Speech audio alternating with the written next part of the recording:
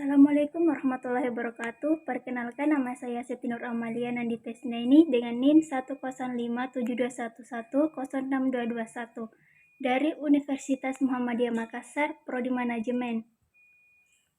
Baik, di sini saya akan menjelaskan materi terkait perencanaan pengembangan karir. Apa itu karir?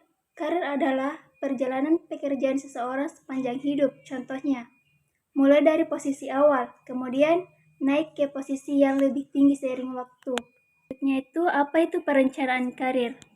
Perencanaan karir adalah proses membuat rencana tentang apa yang ingin kita capai dalam pekerjaan, lalu menentukan langkah-langkah untuk mencapainya. Langkah-langkah perencanaan karir.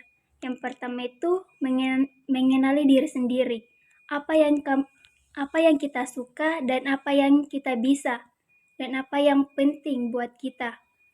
Kemudian itu tentukan tujuan. Nah, tentukan tujuan itu artinya kita mau jadi apa dalam 1 tahun atau 10 tahun ke depannya. Kemudian membuat rencana. Artinya kita cari tahu apa yang perlu kita pelajari atau lakukan, seperti ikut pelatihan, kursus, atau belajar dari orang lain. Kemudian evaluasi rencana, artinya sesekali kita harus cek lagi rencana kita. Kalau ada halangan, cari solusi atau sesuaikan rencana. Kemudian apa itu pengembangan karir? Nah, pengembangan karir adalah usaha untuk meningkatkan kemampuan kerja supaya bisa naik level dalam pekerjaan, baik dari perusahaan atau bidang lain. Kemudian manfaat pengembangan karir. Manfaat pengembangan karir ini, Anda jadi lebih percaya diri dalam bekerja. Kemudian Anda harus siap untuk tanggung jawab yang lebih besar. Kemudian membantu mencapai tujuan karir lebih cepat. Contoh cara mengembangkan karir. Yang pertama itu belajar dan latihan. Belajar dan latihan itu ikuti kursus atau pelatihan yang sesuai dengan pekerjaan kita. Cari mentor artinya itu belajar dari orang yang sudah berpengalaman. Kemudian melakukan hal baru. Misalnya ambil tugas atau pekerjaan baru untuk menambah pengalaman. Pun syarat perencanaan karir. Yang pertama itu adanya dialog atau diskusi, kedua bimbingan dari pihak terkait, ketiga keterlibatan individu dalam prosesnya, keempat umpan balik yang konstruktif, kelima mekanisme perencanaan karir yang terstruktur.